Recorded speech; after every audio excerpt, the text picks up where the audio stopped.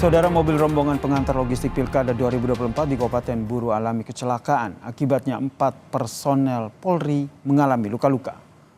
Mobil pickup yang mengangkut logistik serta PPK, Panwascam dan juga aparat kepolisian ini dengan tujuan sejumlah TPS di Desa Waimite tergelincir hingga terperosok ke jurang.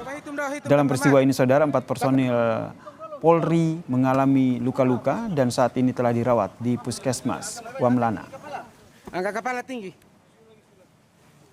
Kecelakaan di Desa Waimite. Untuk pergeseran dari PPK menuju ke TPS.